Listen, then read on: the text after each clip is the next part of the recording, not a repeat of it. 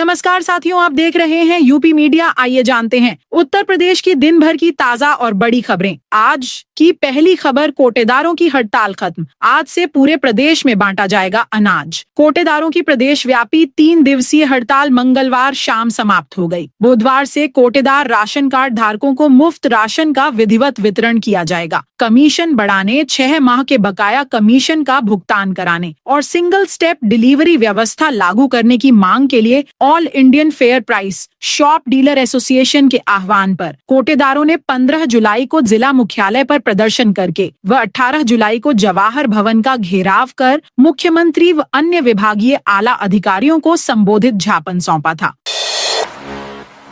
महिलाओं को सरकार का तोहफा, 1 करोड़ तक की संपत्ति पर मिलेगी स्टाम्प शुल्क में छूट। महिला सशक्तिकरण को बढ़ावा देने की दिशा में योगी सरकार ने एक बड़ा फैसला लिया है। अब उत्तर प्रदेश में 1 करोड़ रुपए तक मूल्य की संपत्ति जैसे मकान, जमीन आदि यदि किसी महिला के नाम खरीदी जाती है तो उस पर स्टाम्प शुल्क में 1% की छूट मिलेगी। अब तक राज्य में यह छूट केवल 10 लाख रुपए तक की संपत्ति पर ही लागू थी, जिसमें अधिकतम 10,000 रुपए तक की छूट मिलती थी। लेकिन अब सरकार ने इस छूट को बढ़ाकर 1 करोड़ रुपए तक की संपत्ति पर लागू कर दिया है, जिससे महिलाओं को अधिक लाभ मिलेगा। प्रदेश के युवाओं को अब स्मार्टफोन की जगह मिलेंगे टैबलेट। स्वामी विवेकानंद युवा सशक्तिकरण योजना के तहत युवाओं को स्मार्टफोन की जगह टैबलेट दिए जाएंगे। मंत्रिपरिषद की बैठक में इस प्रस्ताव को मंजूरी दे दी गई। साथ ही इस वर्ष जनवरी में 25 लाख स्मार्टफोन खरीदे जाने के अनुमोदन को निरस्त करने के प्रस्ताव को भी स्वीकृति दी गई। अब युवाओं के लिए जल्द ही 25 लाख टैबलेट खरीदे जाएंगे। औद्योगिक विकास मंत्री नंद गोपाल गुप्ता नंदी ने बताया कि प्रदेश के स्नातक, स्नातकोत्तर, डिप्लोमा, कौशल विकास और पैरामेडिकल आदि के लाभार्थी युवाओं को निःशुल्क टैबलेट दिए जाएंगे ताकि वह अपने शैक्षिक पाठ्यक्रमों को सफलतापूर्वक पूरा कर सकें। टैबलेट युवाओं को तकनीकी रूप से सशक्त बनाने में काफी मददगार साबित होंगे। लखनऊ में सस्ते फ्लैट लेने का सपना होगा पूरा। आवास विकास प्रदेश भर में खाली पड़े करीब 11,000 फ्लैटों को बेचने के लिए सितंबर में पंजीकरण खोलेगा। इनमें करीब 2,500 फ्लैट लखनऊ की विभिन्न योजनाओं में खाली हैं। अन्य शहरों में खाली फ्लैटों को बेचने के लिए 40% तक छूट रहेगी, लेकिन लखनऊ में कोई छूट नहीं मिलेगी। आवास विकास परिषद की मंगलवार को हुई बोर्ड बैठक में इससे संबंधित प्रस्ताव को मंजूरी दी गई। परिषद के सचिव नीरज शुक्ला ने बताया कि मांग को देखते हुए फ्लैटों पर छूट दी जाएगी। यह छूट 40% तक हो सकती है। उन्होंने बताया कि लखनऊ की अवध विहार, वृंदावन और मुन्नू खेड़ा योजनाओं में करीब 2,500 फ्लैट खाली हैं। यहाँ पर छूट नहीं दी जाएगी, पर एक मुश्त पैसा जमा करने पर 5% की छूट दी जाएगी। सुप्रीम कोर्ट ने योगी सरकार के फैसले को दी हरी झंडी। दुकानों में लगेगा QR कोड और लाइसेंस बोर्ड। उत्तर प्रदेश की योगी आदित्यनाथ सरकार द्वारा कांवड़ यात्रा मार्ग पर दुकानों में QR कोड और दुकानदार का लाइसेंस अनिवार्य करने के फैसले को सुप्रीम कोर्ट ने वैध करार दिया है। अदालत ने स्पष्ट कहा है कि इसमें कुछ भी गलत नहीं है और यह कदम प्रशासनिक दृष्टिकोण से उचित है। कोर्ट ने कहा कि दुकानदारों को अपनी पहचान और लाइसेंस प्रदर्शित करने में कोई हानि नहीं है। इससे प्रशासन को यह सुनिश्चित करने में मदद मिलेगी कि किसी तरह की अव्यवस्था या अवैध गतिविधि न हो। क्यूआर कोड से लेन देन पारदर्शी होंगे और लाइसेंस से व्यावसायिक प्रामाणिकता स्थापित होगी। यूपी PSSC की भर्ती परीक्षा पद्धति में बदलाव। राज्य सरकार ने यूपी लोक सेवा आयोग की भर्ती परीक्षाओं को और भी फूल प्रूफ बनाने के लिए 4 सेट में प्रश्न पत्र बनवाने का फैसला किया है। अब तक प्रश्न पत्र 3 सेट में तैयार होते हैं। अब अलग अलग रंग के लिफाफों में गोपनीय कोड के साथ प्रश्न पत्रों को परीक्षा केंद्रों पर भेजा जाएगा। इसके लिए उत्तर प्रदेश लोक सेवा आयोग अध्यादेश 2025 संबंधी प्रस्ताव को कैबिनेट ने विधानमंडल में रखने को स्वीकृति दे दी है। यूपी पंचायत चुनाव में अब नए सिरे से होगा ग्राम पंचायतों और वार्डों का होगा पुनर्गठन। प्रदेश में शहरी क्षेत्रों के विस्तार का प्रस्ताव अभी विचाराधीन है, जिन पर शीघ्र ही निर्णय लिए जाने की उम्मीद है। इसलिए ग्राम पंचायतों और वार्डों का पुनर्गठन नए सिरे से करना होगा। नतीजतन पंचायती राज विभाग की ओर से जारी आंशिक परिसीमन का कार्यक्रम भी प्रभावित होगा। राम जन्मभूमि परिसर में बनेगी रामायण कालीन पंचवटी। श्री राम जन्मभूमि परिसर अब त्रेता युग की स्मृतियों को जीवंत करने की दिशा में एक और महत्वपूर्ण कदम बढ़ा चुका है। रामायण कालीन स्वरूप की कल्पना के अनुरूप 20 एकड़ क्षेत्र में पंचवटी विकसित की जा रही है, जो रामलला के भक्तों को न केवल आध्यात्मिक शांति प्रदान करेगी बल्कि उन्हें त्रेता युग के प्राकृतिक परिवेश का भी अनुभव कराएगी। वाराणसी में दाल मंडी रास्ता चौड़ा किया जाएगा। वाराणसी में पर्यटकों और श्रद्धालुओं की सुविधा के लिए दाल मंडी मार्ग को चौड़ा किया जाएगा। योगी कैबिनेट ने इसका प्रस्ताव मंजूर किया है। मंत्री अनिल राजभर ने बताया कि वाराणसी में पर्यटक एवं दर्शनार्थियों के आगमन में लगातार वृद्धि होने के कारण मैदागिन गौदौलिया नई सड़क पर जाम की समस्या बनी रहती है। अत्यधिक भीड़ बढ़ने के कारण चौक थाने में आसपास की गलियों में यातायात अवरुद्ध हो जाता है। जन सुविधा, भीड़ नियंत्रण एवं सुलभ यातायात के दृष्टिगत मार्ग का चौड़ीकरण किया जाना आवश्यक है। इस पर 23 करोड़ 99 लाख की लागत आएगी।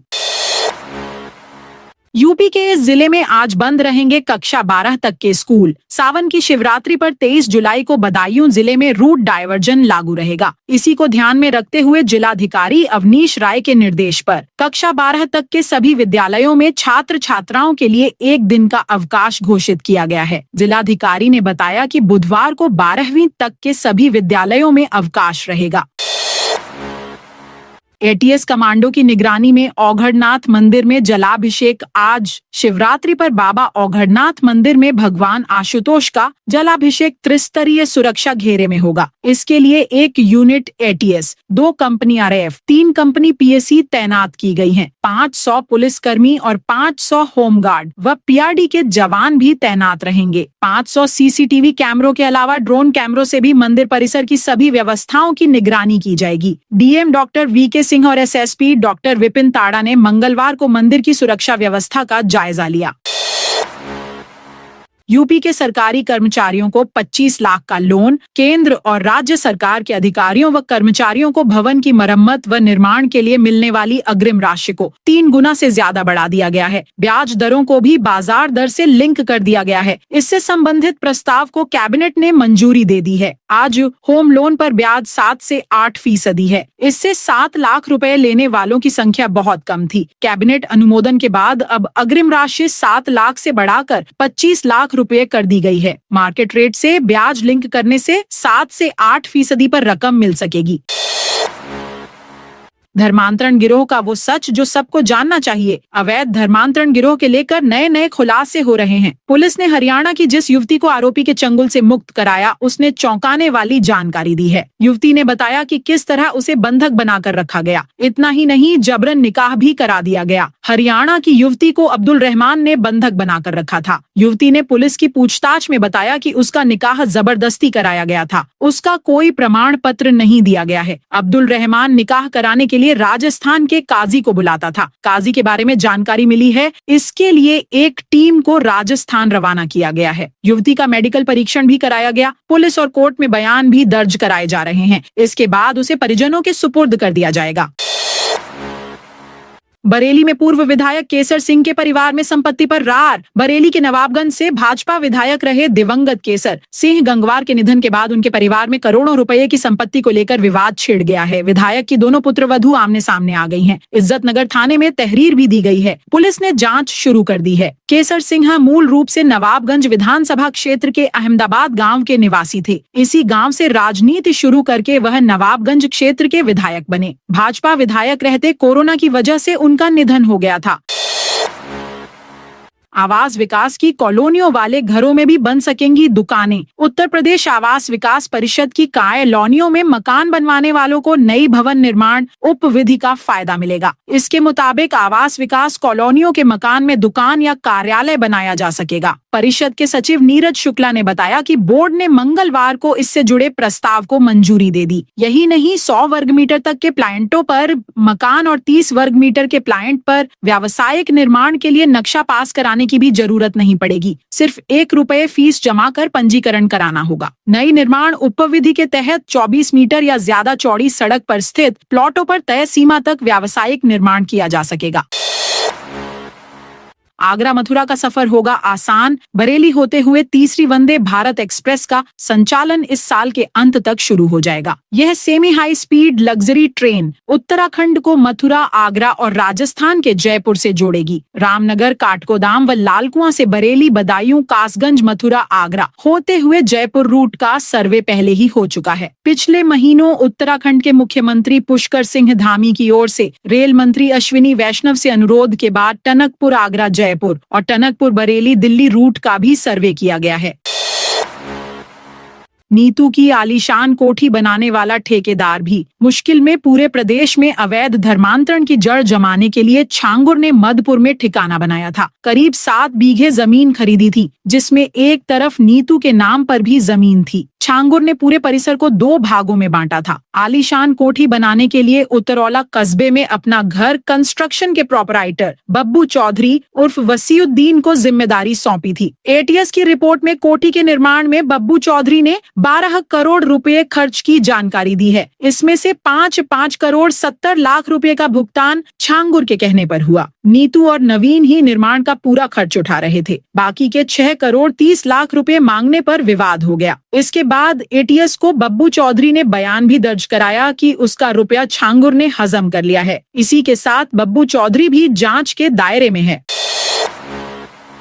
पीएम के आगमन की तैयारी, विधानसभा वार बनाई जाएगी व्यवस्था। वाराणसी में ब्लॉक मुख्यालय के पीछे 2 अगस्त को होने वाली प्रधानमंत्री की जनसभा की तैयारियों का जायजा लेने के लिए मंगलवार को डीआईजी कानून व्यवस्था शिवहरी मीणा पहुंचे। हेलीपैड का स्थान देखा। उन्होंने वीआईपी पार्किंग और विधानसभा वार जनता के लिए पार्किंग की व्यवस्था की तैयारियों को देखा। इस पर भी चर्चा की गई कि जनसभा स्थल के दिन बारिश हो गई तो लोग कैसे पहुंचेंगे। बताया गया कि ई रिक्शा की व्यवस्था की जाएगी। बारिश की स्थिति में सभी को ई रिक्शा से पहुंचाया जाएगा। रघुनाथपुर गांव के पूर्वी हिस्से में 5 विधानसभा कैंट, उत्तरी, दक्षिणी, रोहनिया, सेवापुरी से आने वाले वाहन खड़े किए जाएंगे। कालिका धाम स्टेडियम और बगीचे में शिवपुर, अजगरा और पिंडरा विधानसभा के वाहन खड़े किए जाएंगे। अधिकारी वर्ग के लिए घोसीला कंपोजिट विद्यालय के सामने और वीआईपी के लिए ब्लॉक मुख्यालय के सामने पार्किंग की व्यवस्था की गई है।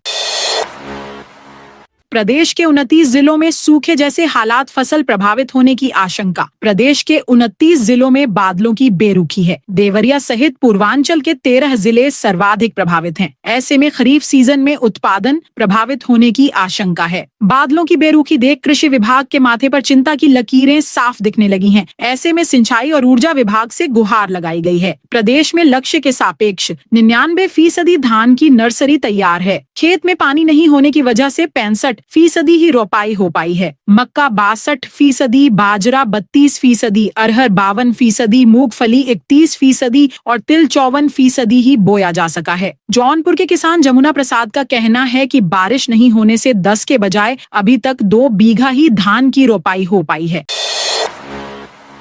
351 रजिस्ट्री दफ्तरों में छांगुर की जमीन की जांच। जमालुद्दीन उर्फ छांगुर ने प्रदेश के प्रमुख जिलों में अवैध धर्मांतरण का अड्डा बनाने की रणनीति बनाई थी। इसके लिए वह देवीपाटन मंडल को केंद्र बना रहा था, जिसके तहत जमीनों की खरीद के लिए एक टीम बनाई थी। एटीएस और वीडी की जांच में यह राज सामने आने के बाद छांगुर व उसके 13 करीबियों के नाम और पते की सूची प्रदेश के सभी रजिस्ट्री दफ्तरों को भेजी गई है। संबंधित नामों से हुए बेनामों का ब्यौरा मांगा गया है। छांगुर अवैध धर्मांतरण से मिलने वाले विदेशी फंड को खपाने के लिए जमीन का कारोबार शुरू किया था। आशंका है कि वह अपना जाल प्रदेश के सभी जिलों में फैला रहा था। जमीनें कहां खरीदी और बेची गईं, इसका ब्यौरा रजिस्ट्री कार्यालयों से ही मिल सकता है। यूपी के इन 2 जिलों के बीच 150 अवैध निर्माण पर चलने जा रहा बुलडोजर। यूपी के 2 शहरों मुरादाबाद से हापुड़ के बीच हाईवे से सटे अवैध निर्माण पर जल्द ही बुलडोजर चलने जा रहा है। नोटिस जारी होने के बाद एनएचएआई ने कार्रवाई तैयारी शुरू कर दी है। करीब 100 किलोमीटर के क्षेत्र में 150 निर्माण मानक के विपरीत पाए गए हैं। सड़क सुरक्षा मानकों के पालन के क्रम में यह बड़ा अभियान चलाया जाना है। एनएचएआई सावन माह के बाद यह कार्रवाई करेगा। गोरखपुर लिंक एक्सप्रेस वे पर 26 जुलाई की आधी रात से शुरू होगा toll plaza. Gorakhpur link expressway पर 26 जुलाई की रात 12 बजे से टोल प्लाजा का संचालन शुरू हो जाएगा। उसके बाद एक्सप्रेसवे पर फर्राटा भरने वाले वाहनों का फास्टैग या नगद टोल टैक्स की वसूली की जाएगी। फिलहाल टोल बूथों पर सिस्टम का ट्रायल किया जा रहा है। बस्ती में भद्देश्वर नाथ महादेव की कांवड़ यात्रा के लिए तेनुआ टोल प्लाजा से वाहनों का डायवर्जन किया गया है। इस कारण गोरखपुर लिंक एक्सप्रेसवे पर वाहनों की संख्या बढ़ गई है। इसी दौरान टोल बूथों का ट्रायल किया जा रहा है। एक्सप्रेसवे पर करीब 91 किलोमीटर दूरी पर 9 टोल बूथ बनाए गए हैं, जिसे सॉफ्टवेयर से आपस में कनेक्ट किया जा रहा है।